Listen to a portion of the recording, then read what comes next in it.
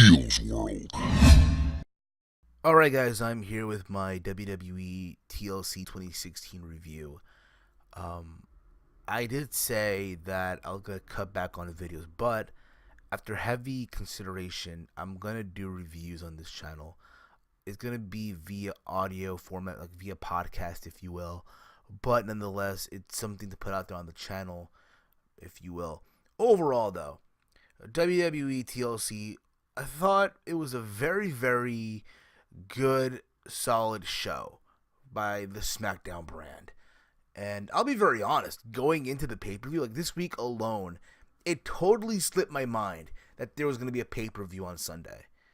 And I remember on the podcast, we were planning out what we're going to do for the show. We're going to talk about Conor McGregor, we're going to talk about the Cruiserweights, and then Chase was like off the air, hey, so we're going to talk about TLC?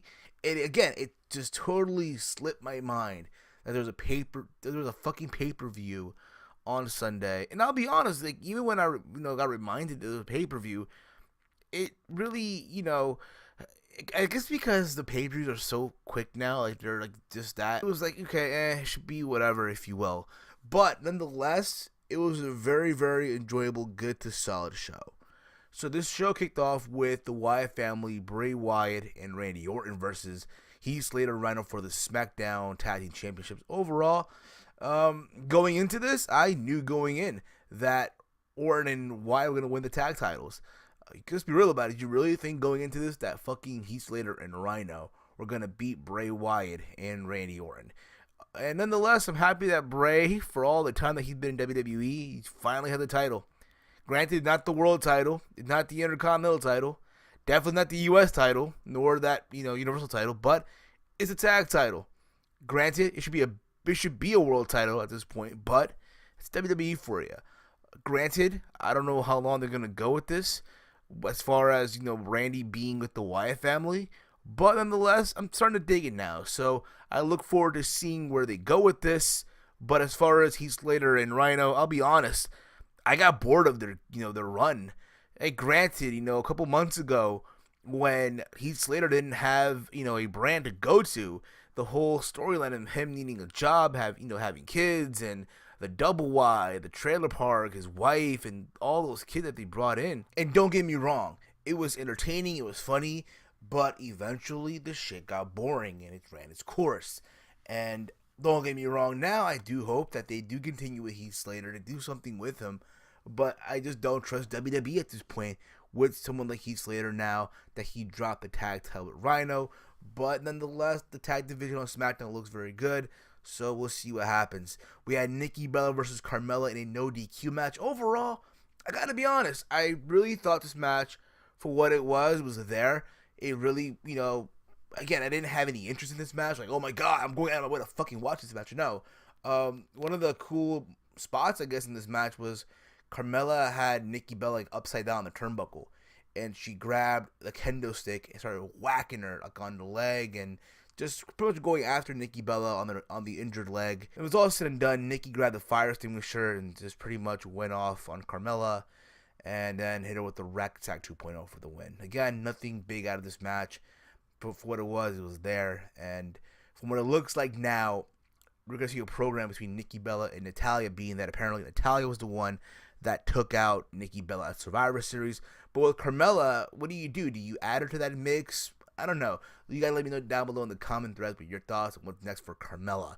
Then we had the ladder match for the Intercontinental Championship, Dolph Ziggler versus The Miz. And as much as a lot of us did not want to see another Miz and Ziggler match, I gotta hand it to them. This match overall, again, another good match by these two guys. These two guys, again, I said it before and I'll say it again, have an amazing chemistry. And I'm just impressed overall.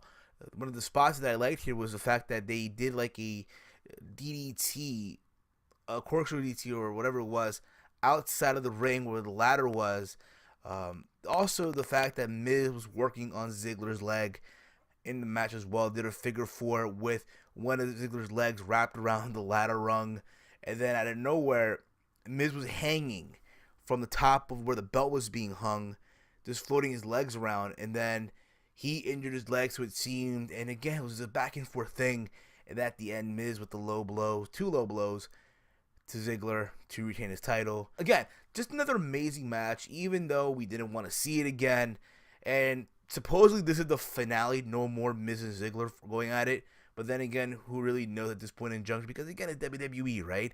Then you have Baron Corbin and Kalisto in a chairs match. For what it was, I thought it was entertaining. It showed that Kalisto had a heart, determination. He hit Baron Corbin, or he threw him into like a pile of chairs. But Baron got the win, like I predicted, to be honest. But again, another match that I really wasn't really looking forward to. Because, again, just the feud itself, to me, was whatever, you know? Then we had Alexa Bliss and Becky Lynch for the SmackDown Women's Championship in the tables match. A very good match for what it was.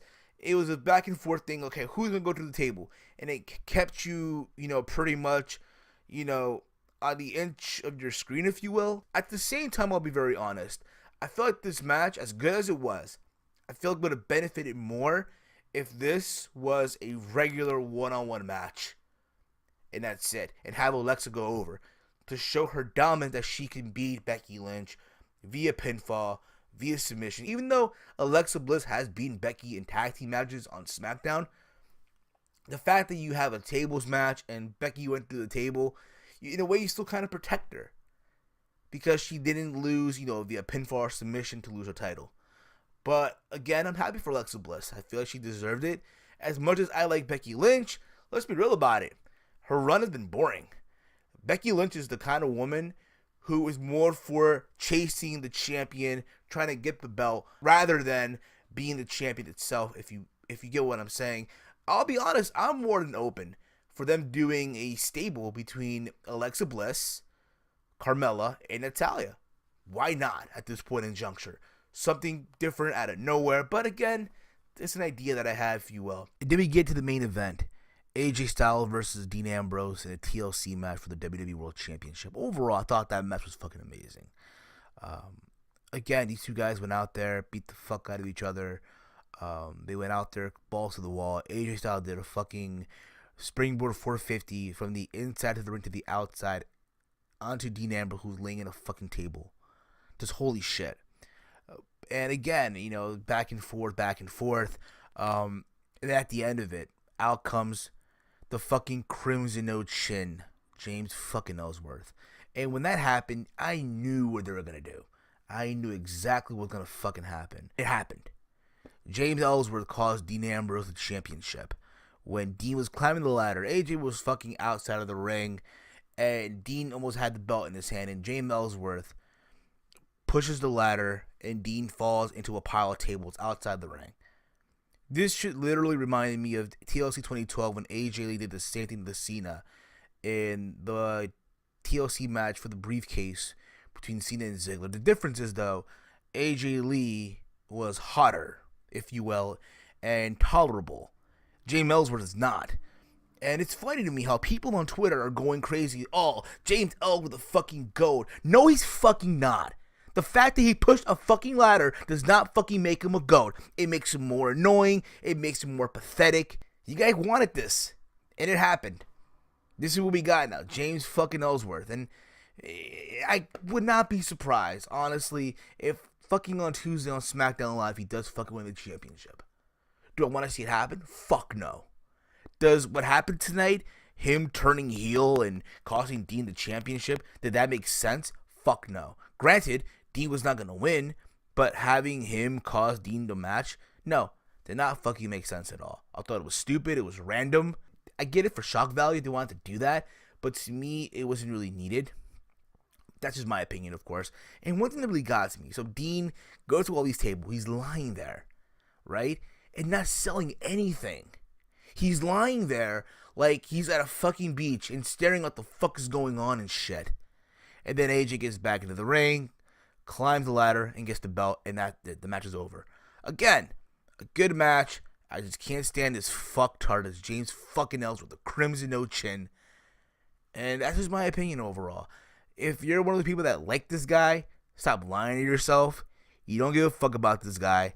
It's a joke that he signed to the company over guys that are more deserving, in my fucking opinion. But that's just around the point.